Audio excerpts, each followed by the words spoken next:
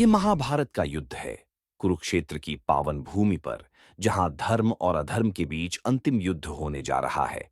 एक ओर हैं कौरव, सत्ता में डूबे, अन्याय के समर्थक। दूसरी ओर हैं पांडव, धर्म के रक्षक, न्याय के योद्धा।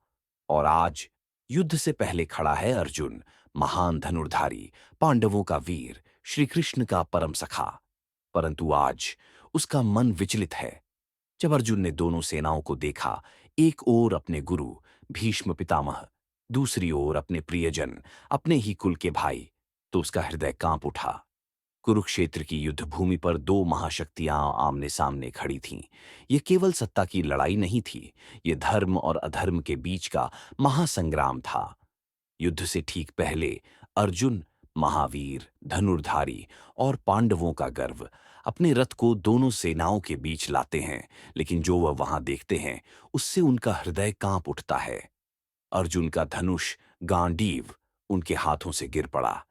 वीर अर्जुन, जो कभी किसी से डरे नहीं, आज मोह, ममता और कर्तव्य के द्वंद्व में उलझ गए थे। और तब शुरू होती है वो अमर वाणी, जिसने न केवल अर्जुन को बल्कि पूरे संसार को मार्ग दिखाया, श्री कृष्ण की गीता। कृष्ण समझाते हैं, आत्मा अजर, अमर, अविनाशी है। शरीर तो नश्वर है, पर आत्मा न कभी जन्म लेती है, न मरती है। हे पार्थ, तू जिस शरीर को मारने का सोचकर दुखी हो रहा है, वह नश्वर है। आत्मा अजर है, अमर है, अविनाशी है। जिस प्रकार मनुष्य पुराने वस्त्रों को त्याग कर नए वस्त्र धारण करता है, उसी प्रकार आत्मा भी शरीर बदलती है। श्री कृष्ण ने अर्जुन को कर्म का मार्ग दिखाया। उन्होंने कहा, कर्म कर, फल की चिंता मत कर। यह वही ज्ञान है जो आज भी हमें जीवन के हर संघर्ष में मार्गदर्शन देता है। अर्जुन, जो पहले हताश था, अब जाग चुका था।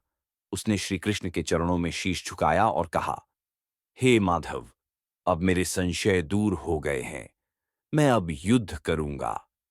यही है भगवद गीता की शुरुआत, जहां एक योद्धा अपनी आत्मा की पुकार सुनता है और ईश्वर के वचनों से अंधकार में भी रोशनी पाता है।